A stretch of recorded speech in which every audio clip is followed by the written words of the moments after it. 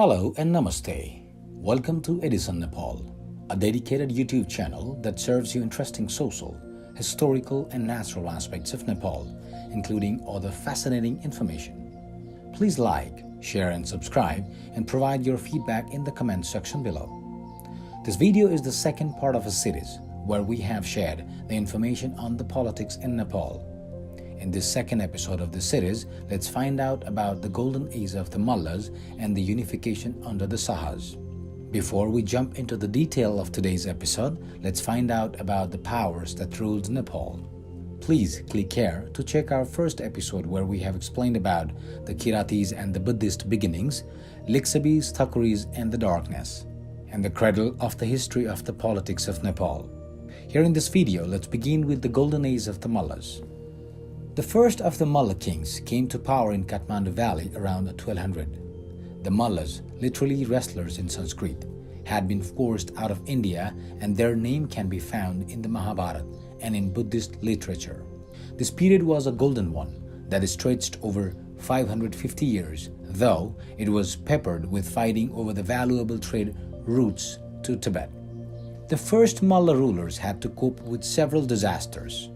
A huge earthquake in 1255 killed around one-third of Nepal's population. A devastating Muslim invasion by Sultan Shamsuddin of Bengal less than a century later left plundered Hindu and Buddhist shrines in its wake, though the invasion did not leave a lasting cultural effect here. In India, the damage was more widespread and many Hindus were driven into the hills and mountains of Nepal, where they established small Rajput principalities. Apart from this, the earlier Malla years, 1220 to 1482, were largely stable, reaching a high point under the third Malla dynasty of Jayasthiti Malla, 1382 to 1395, who united the valley and codified its laws, including the caste system. The mid-13th century saw the de facto rule of Queen Devi, the most powerful woman in Nepal's history.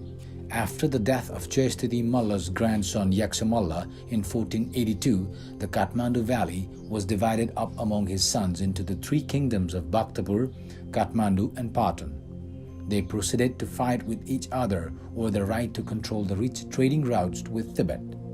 The rest of what we today call Nepal consisted of a fragmented patchwork of almost 50 independent states from Palpa to Jumla, and the semi-independent states of Banepa and Pharping, most of them minting their own coins and maintaining standing armies. One of the most important of these was the Nepali-speaking Khas Empire, Western Mallas. Based in the far west in the Karnali Basin around Sinja and Jumla, the kingdom peaked in the 13th and the 14th century, only to fragment in the 15th century. Its lasting contribution was the Nepali language that is spoken today as the unifying national language. Nepal's most profound export was perhaps its architecture. In the 13th century, the Nepali architect Arniko traveled to Lhasa and the Mongol capital in Beijing, bringing with him the design of the pagoda, thus changing the face of religious temple across Asia. The rivalry between the three kingdoms of the Kathmandu Valley found its expression in the arts and culture, which flourished in the competitive climate. The outstanding collection of exquisite temples and buildings in each city's Darbar Square are a testament to the huge amounts of money spent by the rulers to outdo each other.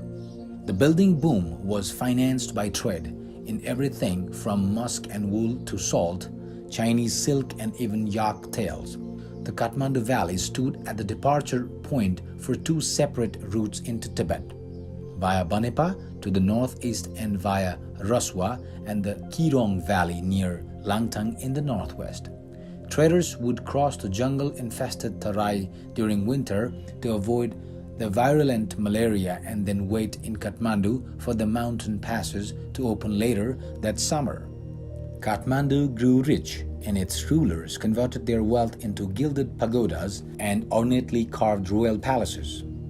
In the mid-17th century, Nepal gained the right to mint Tibet's coins, using Tibetan silver, further enriching the kingdom's coffers.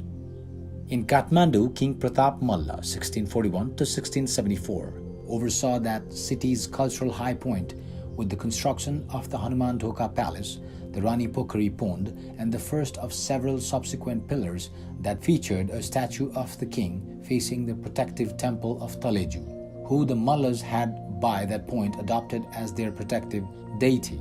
The mid-17th century also saw a high point of building in Patan. Around 1750, King Jayaprakash Malla built Kathmandu's Kumari temple. Not long afterwards came the Nathpol temple in Bhaktapur, the literal high point of pagoda-style architecture in Nepal. The Malla era shaped the religious as well as artistic landscape, introducing the dramatic chariot festivals of Indrajatra and Machendranath. The Malla kings shored up their position by claiming to be reincarnations of the Hindu god Vishnu and establishing the cult of the Kumari, a living goddess whose role it was to bless the Mallas' rule during an annual celebration. The cosmopolitan Mallas also absorbed foreign influences. The Indian Mughal court influenced Malla dress and painting, presented the Nepalis with firearms, and introduced the system of land grants for military service, a system which would have a profound effect in later years. Persian terminology was introduced to the court administration, and in 1729, the three kingdoms sent presents to the king court in Beijing, which from then on viewed Nepal as a tributary state.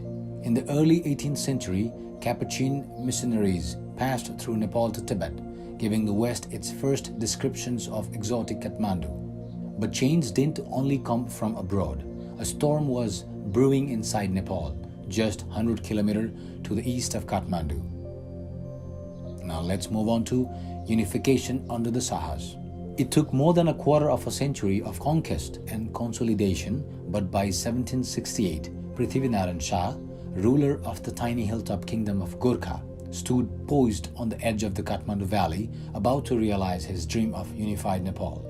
Narayan Shah had taken the strategic hilltop fort of Nuwakot in 1744 and had blockaded the valley.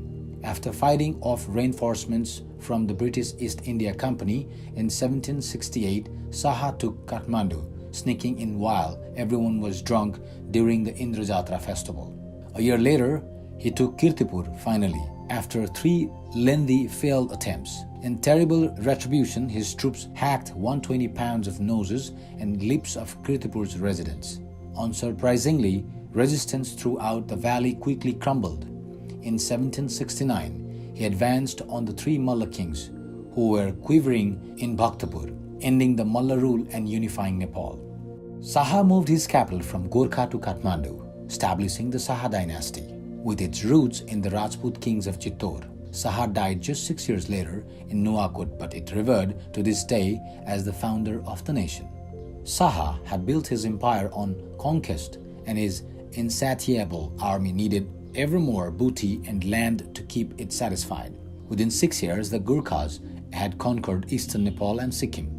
The expansion then turned westwards into Kumaon and Garhwal, only halted on the borders of the Punjab by the armies of the powerful one-eyed ruler Ranjit Singh. The kingdom's power continued to grow until a 1792 clash with the Chinese in Tibet led to an ignominious defeat, during which Chinese troops advanced down the Kairong Valley to within 35 kilometers of Kathmandu.